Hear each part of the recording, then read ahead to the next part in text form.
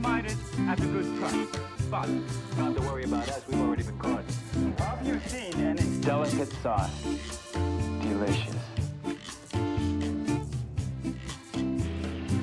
can you answer our question?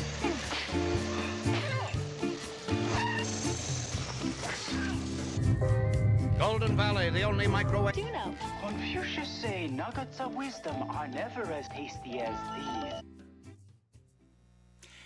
There is another type of voice work, I'll call it, that is related to commercials, that is not in the same category specifically as voiceover under a national commercial, your voice, or broadcasting or something like that. This I'll call voice work. I'm not even sure the exact term for it. They might even call it voiceover in the casting, but I call it voice work because it's different than voiceover. This is where you work for, once again, like a commercial, for a product or a service or something that's advertised. But the actual voice work that you're doing is not meant for national television.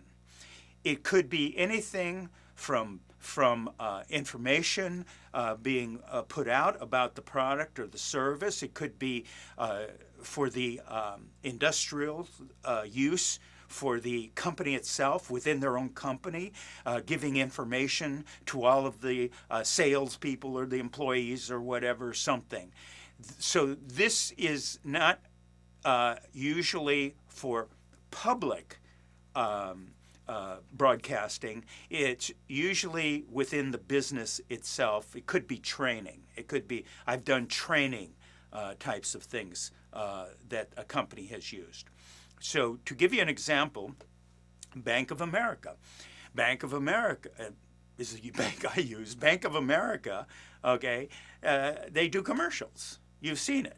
I believe I've done, I can't quite remember, but I believe I've done print work for Bank of America. I'm almost positive about that.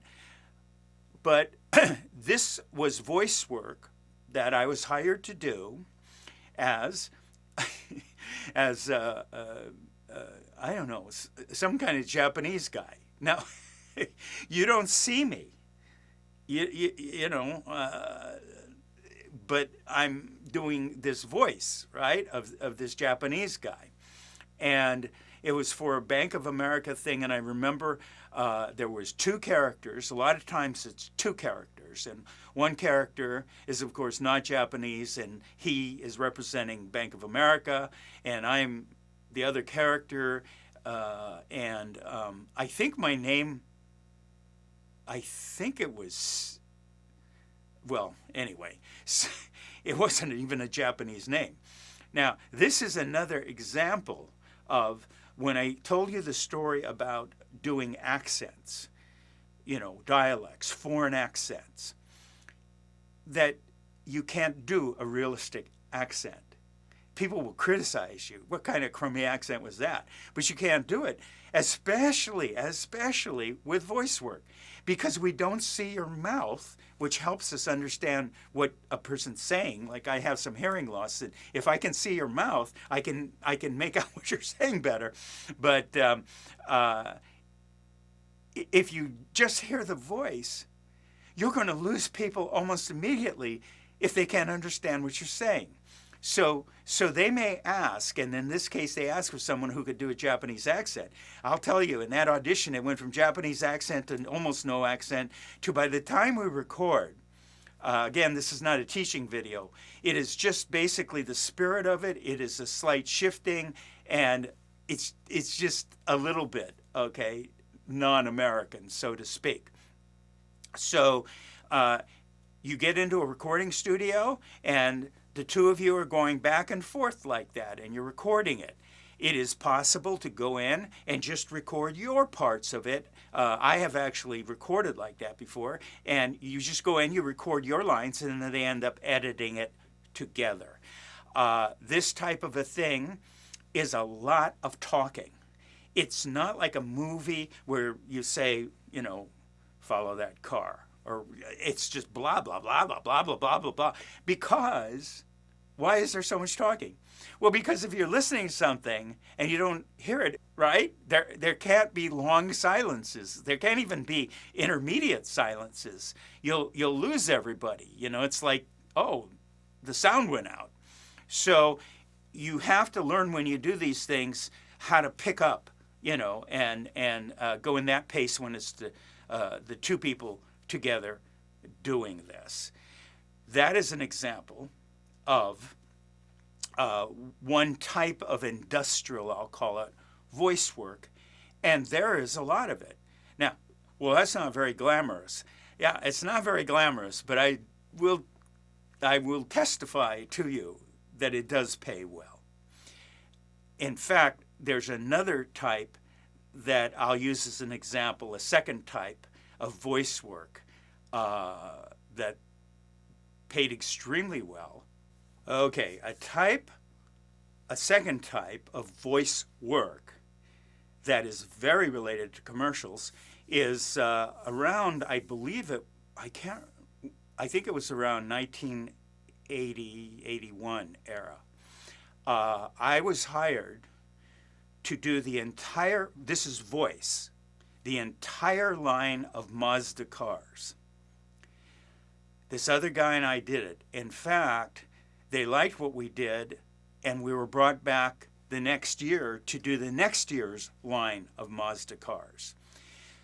This was in no way dialogue, copy is what you call it, like an on-camera commercial.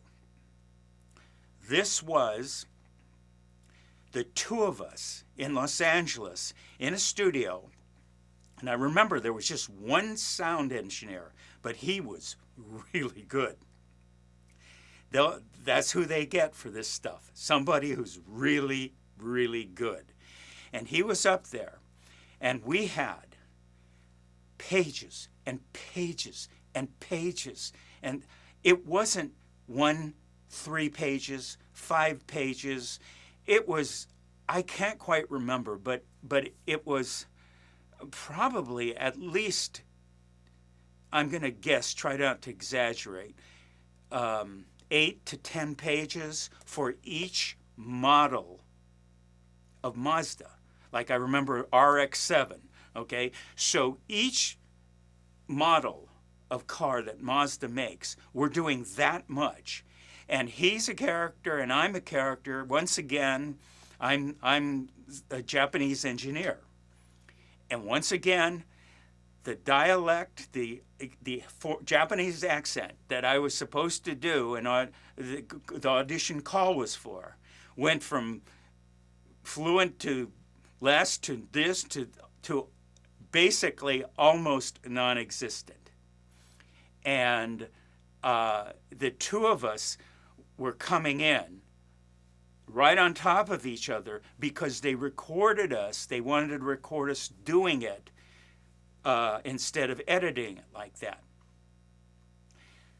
The thought may come up, what happens if you make a mistake? Do you guys fumble the words, or do you just, I mean, if you're talking pages and pages and pages and pages of this stuff, just cranking it out, what about that?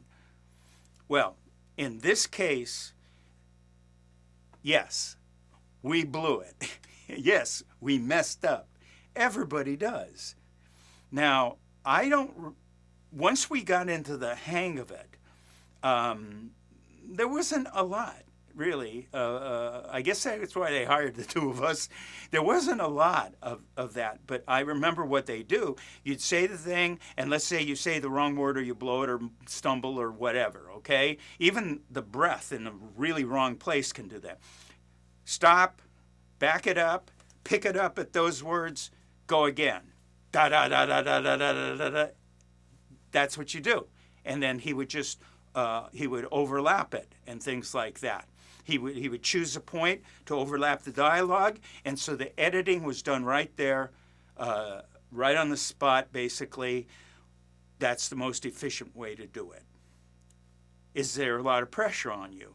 Yeah, there is, because you're going full tilt with a tremendous amount of energy. And in our cases, we put in, I don't remember how long they worked us. Minimum, it was 6 hours. It could have been 8 hours. And we did it, the entire line, over a 2-day period. You couldn't do it in one day. We're exhausted at the end of that. I mean, you got to kind of pucker up and do it. That is an example of type of a voice work, I'll call it.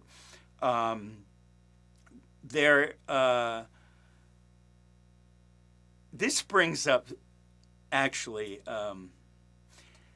there's not a lot of I don't think there are, a lot of regrets that hang with me. Certainly life is full of regrets, but there's, as far as the business goes, the voice business in particular, there's not a lot of regrets that I still have, but I do have one.